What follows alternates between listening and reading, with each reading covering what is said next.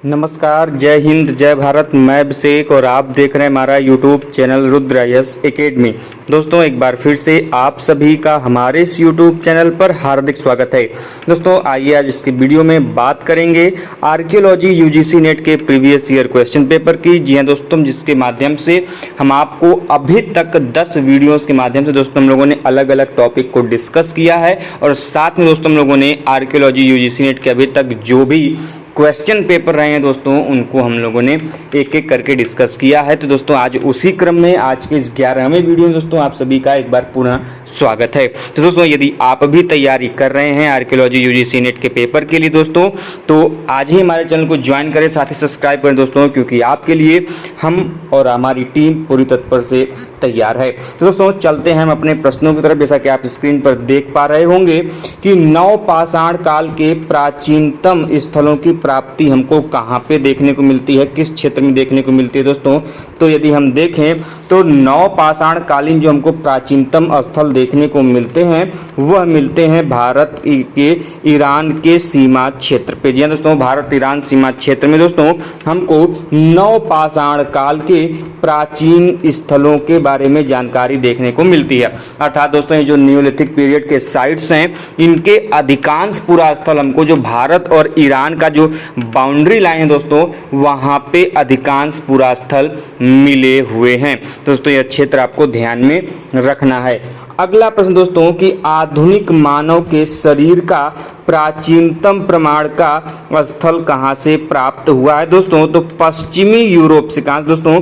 पश्चिमी यूरोप से हमको आधुनिक मानव, ध्यान रखिएगा यह यहाँ पर स्पेसिफाइड कर दिया है कि यहाँ पर आधुनिक मानव की बात कर रहा है। तो आधुनिक मानव के संदर्भ में जो इसके प्राचीनतम प्रमाण के स्थल हमको प्राप्त होते हैं वह प्राप्त होते हैं हमको पश्चिमी यूरोप से। वहीं पर दोस्तों अगला प्रश्न है कि कोलंबो फॉल्स स्थल का उत्खनन किसके द्वारा किया गया दोस्तों। तो हमने इसे पिछले वीडियोस के माध्यम से भी जिक्र किया था दोस्तों। ये जो कोलंबो फॉल्स है इसका उत्खनन किया है JD क्लार्क ने। दोस्तों JD क्लार्क के द्वारा कोलंबो फॉल्स का उत्खनन किया गया।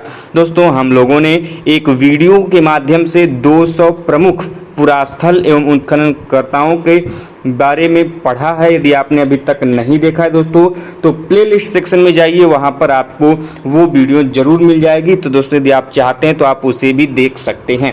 खैर आगे प्रश्न है दोस्तों हमारा कि भारत के मध्य पुरापाषाण उद्योग का विशिष्ट प्रकार कौन सा है। तो दोस्तों ये जो मेसोलिथिक पीरियड का जो उद्योग का विशिष्ट प्रकार है वह है दोस्तों नेवासियन प्रकार। दोस्तों नेवासियन कल्चर आप लोगों ने पढ़ा होगा। तो नेवासियन कल्चर दोस्तों यह संबंधित है मध्य पुरापाषाण काल से। किस समय दोस्तों? मध्य पुरापाषाण काल से दोस्तों। और यह प्रकार है आपके नेवासियन संस्कृति का। दोस्तों ध्यान में रखेंगे। दोस्तों यह मिडिल पैलियोलिथिक होगा। मैंने मेसोलिथिक बोला, इसको आप लोग थोड़ा सा नोट डाउन कर लीजिएगा, मिडिल पैलियोलिथिक।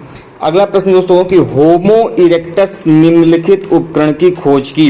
दोस्तों होमो इरेक्टस एक प्रकार है मानव का, और दोस्तों इस होमो इरेक्टस के द्वारा जिस विशिष्ट उपकरण का प्रयोग लाया गया या फिर होमो इरेक्टस ने जिस उपकरण का प्रयोग किया दोस्तों वह उपकरण है हैंडेक्स और क्लीवर। दोस्तों हैंडेक्स और क्लीवर का निर्माण करता माना जाता है किसको? होमो इरेक्टस को माना जाता है। वहीं पर दोस्तों यदि आपसे प्रश्न ये बने कि वह कौन सा मनुष्य का प्रकार है जिसने कि उपकरणों के निर्माण की शुरुआत की, तब आपका उत्तर हो जाएगा होमो हैबिलिस। दोस्तों होमो हैबिलिस के द्वारा उपकरणों का निर्माण शुरू हुआ।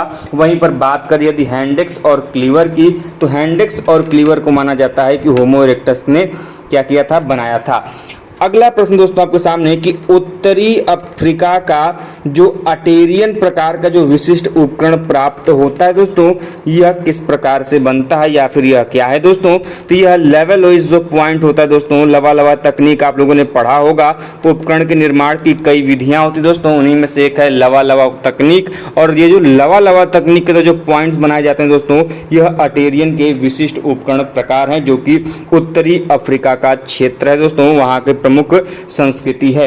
ध्यान रखेंगे वह उपकरण कौन सा है? लेवलाइज पॉइंट। अगला प्रश्न दोस्तों कि पुरातात्विक उत्खनन करने वाला प्रथम विश्वविद्यालय कौन सा रहा है दोस्तों। तो ये जो आर्कियोलॉजिकल एक्सकेवेशन होते हैं ये पहली बार यूनिवर्सिटी के माध्यम से, विश्वविद्यालय के माध्यम से जो किया गया था दोस्तों, वह विश्वविद्यालय था कलकत्ता विश्वविद्यालय। दोस्तों कलकत्ता विश्वविद्यालय ने सबसे पहली बार पुरातात्विक उत्खनन, आर्कियोलॉजिकल एक्सकेवेशन अपने नाम किया था। वहीं पर दोस्तों अगला प्रश्न है कि God apps and fossil and main के जो दोस्तों लेखक हैं वह कौन है। तो आपको ध्यान रखिएगा वह है लेविस आर विनफोर्ड। तो लेविस आर विनफोर्ड के द्वारा दोस्तों God apps and fossil main के लेखक हैं। वहीं पर दोस्तों अगला प्रश्न है कि डील वाले बैल का वैज्ञानिक नाम क्या होगा। तो डील वाले बैल का दोस्तों जो वैज्ञानिक नाम होता है वह इंडिया के संदर्भ में बॉस इंडिकस होता है। ध्यान रखिएगा ये बात, जो बॉस इंडिकस है यह इंडियन नस्ल की बात कर रहा है। तो दोस्तों डील वाले बैल का वैज्ञानिक नाम क्या होगा, बॉस इंडिकस। वहीं पे दोस्तों अगला प्रश्न है कि कौन सा भारतीय उपमहाद्वीप में प्रथम नगरीकरण का प्रतिनिधित्व करता है। तो दोस्तों आप सभी को जब सिंधु घाटी सभ्यता आप लोगों ने पढ़ा होगा, इंडस वैली सिविलाइजेशन आप लोगों ने पढ़ा होगा, तब आपको पता चला होगा कि सिंधु घाटी सभ्यता जो थी दोस्तों यह प्रथम नगरीकरण की क्रांति मानी जाती है, फर्स्ट अर्बन रिवोल्यूशन माना जाता है। तो दोस्तों ये जो फर्स्ट अर्बन रिवोल्यूशन था दोस्तों यह सिंधु घाटी सभ्यता का काल था। और सिंधु घाटी सभ्यता दोस्तों कांस्य युगीन सभ्यता थी, ब्रॉन्ज एज का पीरियड था आपका सिंधु घाटी सभ्यता का। तो इसीलिए दोस्तों जो कांस्य युग है यह भारतीय उपमहाद्वीप में प्रथम नगरीकरण का, फर्स्ट अर्बनाइजेशन का क्या करता है, प्रतिनिधित्व करता है। अगला प्रश्न दोस्तों कि हड़प्पीय पुरास्थल अर्थात वह कौन सा हड़प्पा का पुरास्थल है जो कि त्रिस्तरीय नगर योजना, मतलब कि वहां का नगर 3 स्तर में विभाजित है, उसको प्रस्तुत करता है। तो दोस्तों हमने पिछले वीडियो में ही बताया था जब धौलावीरा के संदर्भ में बता रहे थे कि धौलावीरा हड़प्पा सभ्यता का एकमात्र ऐसा नगर है जो कि त्रिस्तरीय अर्थात 3 स्तरों में विभाजित है, मध्य नगर, निम्न नगर और उच्च नगर में विभाजित है। साथ में दोस्तों यहाँ से एक और प्रश्न बनता है कि धौलावीरा से हमको वाटर रिजर्वायर की प्राप्ति होती है। धौलावीरा का मतलब होता है सफेद कुआं, और धौलावीरा जो नदियों किनारे है उन नदियों का नाम है मनहर और मनसर। साथ में यह भी आप सभी ध्यान रखेंगे कि धौलावीरा से ही हमको अभी तक सबसे बड़ी लिपि युक्त जो पट्टिका मिली है धौलावीरा से ही हमको प्राप्त होती है। अगला प्रश्न दोस्तों कि सुदर्शन झील का उल्लेख हमको कहां पर देखने को मिलता है दोस्तों। तो सुदर्शन झील का उल्लेख हमको मिलता है रुद्रदामन जो कि महाक्षत्रप है दोस्तों उसके जूनागढ़ अभिलेख में।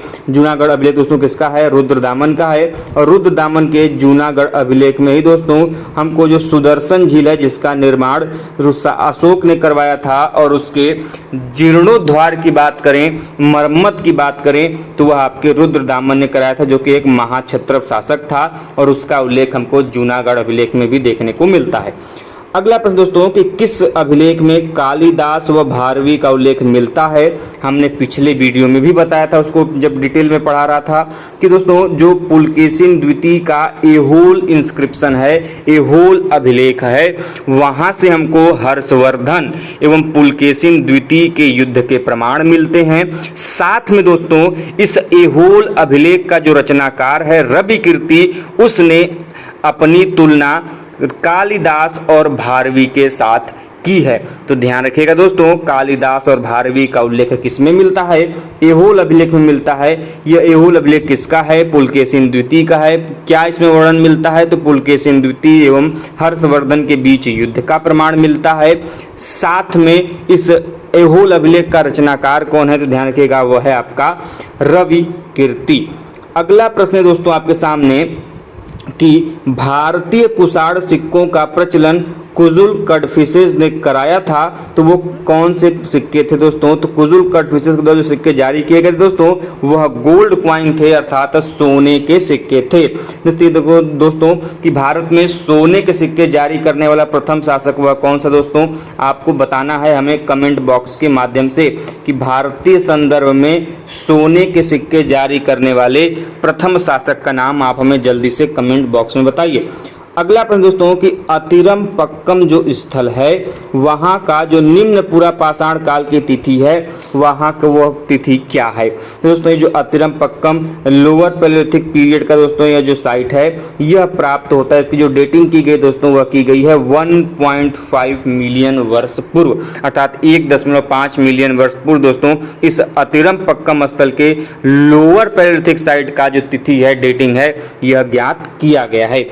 अगला प्रश्न दोस्तों कि चोल काल प्रसिद्ध क्यों है। तो आप सभी जानते हैं चोल काल प्रसिद्ध है अपने कांस्य की जो वस्तुएं हैं उनके निर्माण के लिए। दोस्तों चोल काल में हमको कांस्य की बनी हुई कई वस्तुएं बृहद मात्रा में देखने को मिलती हैं। तो इनकी कांस्य तकनीक अपने आप में बहुत ही बृहद और उन्नत हमको देखने को मिलती है और इसीलिए दोस्तों चोल काल कांस्य के लिए प्रसिद्ध है। वहीं पर दोस्तों अगला प्रश्न है कि किस अभिलेख में अशोक का नाम मिलता है। दोस्तों तो वह अभिलेख है मास्की गुर्जरा अभिलेख में दोस्तों हमको अशोक का नाम देखने को मिलता है। अगला प्रश्न दोस्तों हमारे सामने कि भारतीय उपमहाद्वीप की प्राचीनतम पूर्व पाषाण युग के लिए पहली निरपेक्ष तिथि कहां से मिलती है। दोस्तों तो भारतीय उपमहाद्वीप में इंडियन सब कॉन्टिनेंट में जो प्राचीनतम पूर्व पाषाण कालीन जो पैलियोलिथिक पीरियड के जो निरपेक्ष डेटिंग मिलती है दोस्तों वह मिलती है ज्ञात होती है हमें हुसंगी से। दोस्तों हुनसगी से दोस्तों हमको ज्ञात होता है प्राचीनतम पूर्व पाषाण काल की पहली डेटिंग। अब आप हमें कमेंट बॉक्स में बताइए, हमने आपको बताया था कि हुसंगी वैली का उत्खनन किसने किया था। तो आप हमें जल्दी से कमेंट बॉक्स में बताइए कि हुसंगी जो वैली है इसका उत्खनन करता कौन है। अगला प्रश्न दोस्तों कि जो प्रसिद्ध हथनौरा में होमोनिड का निवास मिला है जीवाश्म प्राप्त हुआ है, इसको किसने प्राप्त किया था। दोस्तों तो 5 दिसंबर 1982 को, कब दोस्तों 5 दिसंबर 1982 को 1982 को अरुण सुनकिया के द्वारा दोस्तों इस होमोनिड के जीवाश्म को प्राप्त किया गया था। कभी कभी यह भी प्रश्न आपके सामने आ जाता है कि अरुण सुनकिया ने जो यह जीवाश्म प्राप्त किया था यह जीवाश्म जो है दोस्तों यह किस मानव प्रकार का था। तो ध्यान रहे आपको यह होमो इरेक्टस था। क्या था दोस्तों होमो इरेक्टस था। अगला प्रश्न दोस्तों कि ऊपर और बगल से आरक्षित बैलगाड़ी जो कि ताम्र कांस्य का बना हुआ है इसका प्रतिरूप हमें कहां से प्राप्त होता है। दोस्तों तो यह प्राप्त होता है हड़प्पा कालीन पुरास्थल चनहूदड़ों से। दोस्तों चनहूदड़ों से दोस्तों हमको बगल से और ऊपर से आरक्षित बैलगाड़ी जो कि ताम्र कांस्य की बनी हुई है उसकी प्राप्ति होती है। दोस्तों ये चनहूदड़ो है यह हड़प्पा सभ्यता का एक प्रमुख पुरास्थल है। यहाँ से हमको मनके की फैक्ट्री के प्रमाण मिलते हैं। किसके? मनके की फैक्ट्री के प्रमाण मिलते हैं। अब आप हमें कमेंट बॉक्स के माध्यम से जल्दी से इसके उत्खननकर्ता का नाम बता दीजिए, क्योंकि हमने आपको जो पढ़ा रहा था तो हमने आपको बताया था। अगला प्रश्न दोस्तों कि मध्य में केबिन युक्त चपटे आधार और पतवार वाली नाव किस जगह से प्राप्त मुहर पर अंकित है। तो दोस्तों यह जो पतवार वाली नाव है दोस्तों जो कि केबिन युक्त और चपटे आधार की है दोस्तों इसकी प्राप्ति की गई है मोहनजोदारो से। दोस्तों मोहनजोदारो से इसकी प्राप्ति की गई है और मोहनजोदारो को दोस्तों मृतकों का टीला कहते हैं और इसे 1922 में 1922 में दोस्तों आर.डी. बनर्जी के द्वारा राखाल दास बनर्जी के द्वारा जॉन मार्शल के निर्देशन में इसका उत्खनन किया गया था। यहीं से दोस्तों हमको पुरोहित की मूर्ति, कांस्य नर्तकी की प्रतिमा और दोस्तों हमको बृहद स्नानागार के भी प्रमाण हमको मोहनजोदड़ो से मिले हैं। अगला प्रश्न दोस्तों कि महाविजय महल जो कि दोस्तों खारवेल का था, कलिंग के शासक खारवेल का था दोस्तों, इसके निर्माण में अर्थात महाविजय महल के निर्माण में कितनी राशि खर्च की थी। तो दोस्तों जो हमको खारवेल का हाथी गुम्फा अभिलेख मिलता है उससे जानकारी मिलती है कि खारवेल ने अपने जो महाविजय महल था उसमें निर्माण कराने में कुल उस समय लगभग 38 लाख रुपए खर्च किए होंगे। ठीक है दोस्तों ध्यान में रखिएगा। और दोस्तों एक प्रश्न और पूछ लिया जाता है कि भारतवर्ष का प्रमाण सर्वप्रथम किस अभिलेख में देखने को मिलता है। तो ध्यान रहे वह मिलता है इसी कलिंग शासक के खारवेल के हाथी गुम्फा अभिलेख में। अगला प्रश्न दोस्तों आपके सामने है कि इंडियन आर्किटेक्चर हिंदू और बौद्ध काल नामक पुस्तक के लेखक कौन है। तो हमने जब आपको इंपॉर्टेंट बुक्स एंड राइटर के बारे में बता रहे थे, जहां पर हमने 200 से अधिक प्रमुख पुस्तकों एवं उनके रचनाकारों के नाम आपको आर्कियोलॉजी के पॉइंट ऑफ व्यू से बताए थे, जो आपके एग्जाम में पूछे जाते हैं। तो वहां पर हमने इसकी बहुत विशिष्ट रूप में चर्चा की थी दोस्तों कि इंडियन आर्किटेक्चर के ऊपर, भारतीय स्थापत्य के ऊपर जो one of the finest book लिखी गई है वह लिखी गई है पर्सी ब्राउन के द्वारा, और जिसका दोस्तों टाइटल है इंडियन आर्किटेक्चर हिंदू एंड बौद्ध पीरियड। ध्यान रखिएगा, इंपॉर्टेंट बुक है इसलिए आपको ध्यान में रखना होगा। अगला प्रश्न दोस्तों कि अश्वनाला वातायन का संबंध किससे दोस्तों। तो जो भाजा और कार्ले की हीनयान की गुफाएं हमें होती है दोस्तों, वहां से हमको अश्वनाल वातायन के प्रमाण देखने को मिलते हैं। अब हमको जल्दी से कमेंट बॉक्स में बता दीजिए कि जो भाजा और कार्ले की गुफाएं हैं यह कहां पर स्थित हैं। जल्दी से बता दीजिए भाई कि यह कहां पर स्थित हैं। अगला प्रश्न है कि भारत के किस पुरास्थल से प्राचीनतम सुनिश्चित तिथि युक्त मध्य पाषाणिक संस्कृति की जानकारी मिलती है। लेकिन ध्यान रहे, अब बात कर रहा है मध्य पाषाणिक संग्रह की। तो दोस्तों यहाँ पर मेसोलिथिक पीरियड की बात करें दोस्तों, तो वह पूरा स्थल है आपका ज्वालापुरम। जी दोस्तों, ज्वालापुरम एक ऐसा मध्य पाषाणिक स्थल है जहां से हमको सुनिश्चित तिथि युक्त मध्य पाषाणिक संस्करण के प्रमाण देखने को मिलते हैं। अगर अपन दोस्तों कि नरहन से किस प्रकार के मृदभांड की प्राप्ति होती है दोस्तों, तो नरहन से हमको ब्लैक एंड रेडवेयर, जिससे हम लोग काले एवं लाल मृदभांड बोलते हैं, शॉर्ट फॉर्म में BRW बोलते हैं दोस्तों, उसकी प्राप्ति होती है दोस्तों। और ये जो नरहन संस्कृति है यह एक ताम्र पाषाणिक संस्कृति है, अर्थात चाल्कोलिथिक पीरियड का यह भाग है दोस्तों। चाल्कोलिथिक पीरियड वह पीरियड होता है जहां पर ताम्र एवं पाषाण दोनों का प्रयोग एक साथ हमको देखने को मिलता है। वह संस्कृति ताम्र पाषाणिक संस्कृति के रूप में जानी जाती है।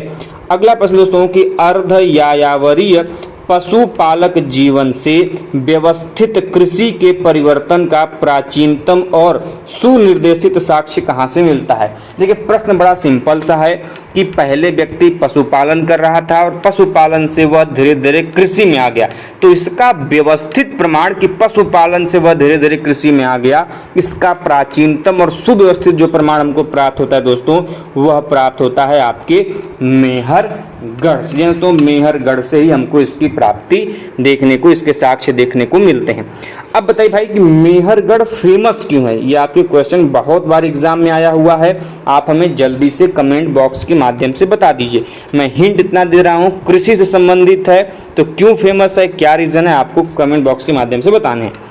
अगला प्रश्न है कि आज उपजाए जाने वाले अनाज और दाल का गंगा घाटी में काल निर्धारण क्या था। ध्यान रहे, अनाज पूछ रहा है लेकिन स्पेसिफाइड कर दिया है किसमें, दाल के संदर्भ में दोस्तों। जो गंगा घाटी में गंगन वैली जो है दोस्तों, उसमें जो दाल के जो पल्स के हमको प्राचीनतम साक्ष्य देखने को मिलते हैं, वह हमको देखने को मिलते हैं 2500 से लेके 1500 ईसा पूर्व के बीच में। ये दोस्तों यह वही काल है जब हमारे भारतीय उपमहाद्वीप में सिंधु घाटी सभ्यता अपने चरमोत्कर्ष पे थी। तो दोस्तों आप जब पढ़ोगे तो 2500 से 1500 ईसा पूर्व के बीच में हमारी सिंधु घाटी सभ्यता की परिपक्व इकाई हमको देखने को मिलती है। अगला प्रश्न दोस्तों कि हाथी वेल, जिसको हम लोग हाथी कुआं भी कहते हैं, इस अनुभाग के नाम से ज्ञात जो प्रतिनिधिक अनुभाग हमको प्राप्त होता है वह कहां से प्राप्त होता है। इस प्रश्न को सिंपल आपसे पूछा जा सकता था, बस घुमाने के लिए पूछ दिया, कई सारे शब्दों का प्रयोग कर दिया है। आपसे सीधा प्रश्न पूछा जा सकता था कि हाथी कुआं की प्राप्ति निम्नलिखित में से किस पुरास्थल से, किस संस्कृति से प्राप्त हुआ। ध्यान रखिएगा, उसकी प्राप्ति की गई है नेवासा से। कहां दोस्तों, नेवासा से इसकी प्राप्ति की गई है। तो जल्दी से अब हमें कमेंट बॉक्स के माध्यम से बता दीजिए। हमने आपको बताया था कि नेवासा का उत्खनन किसने किया था, चिरकी, नेवासा इत्यादि का उत्खननकर्ता का नाम हमने आपको बताया था। तो जल्दी हमें आप जल्दी से कमेंट बॉक्स के माध्यम से बता दीजिए भैया। अगला प्रश्न है कि तोमाराखी का प्रतिवेदन हमें कहाँ से प्राप्त होता है? तो जो टोम्बा राखी का प्रतिवेदन प्राप्त होता है दोस्तों, यह प्राप्त होता है बेलन वैली से और बांसधारा बेसिन से इसकी प्राप्ति हमको देखने को मिलती है। और आज का जो अंतिम का प्रश्न है दोस्तों, वो आपके सामने है कि भारत में पालिश किए गए नवपाषाण कालीन उपकरण का पहला अंगीकृत खोज किसके द्वारा किया गया?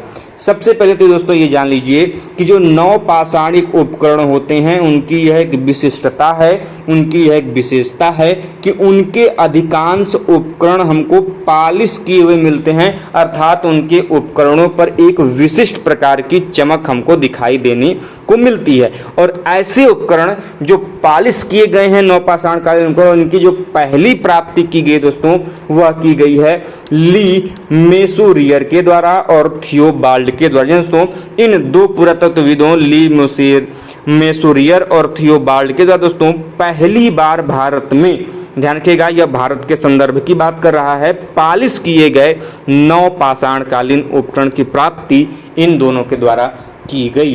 तो दोस्तों आज के इस वीडियो के माध्यम से हमने आपको आर्कियोलॉजी के प्रीवियस ईयर क्वेश्चन पेपर्स की जो इंपॉर्टेंट क्वेश्चन थे उनकी चर्चा की। वीडियो कैसा लगा कमेंट बॉक्स में जरूर बताइएगा। और दोस्तों आप सभी से निवेदन है कि आप हमारे चैनल को सब्सक्राइब तो करें ही और अपने दोस्तों के साथ दोस्तों शेयर भी जरूर करें और अपने व्हाट्सएप और सोशल मीडिया अकाउंट्स पे हमारे इस वीडियो को जरूर शेयर करें दोस्तों, जिससे कि यह इनिशिएटिव बाकी लोगों तक भी पहुंचे और उनको भी सहायता प्राप्त हो। तो दोस्तों मिलते हैं ऐसे वीडियो के साथ नेक्स्ट वीडियो में, तब तक के लिए जय हिंद, जय भारत, हर हर महादेव।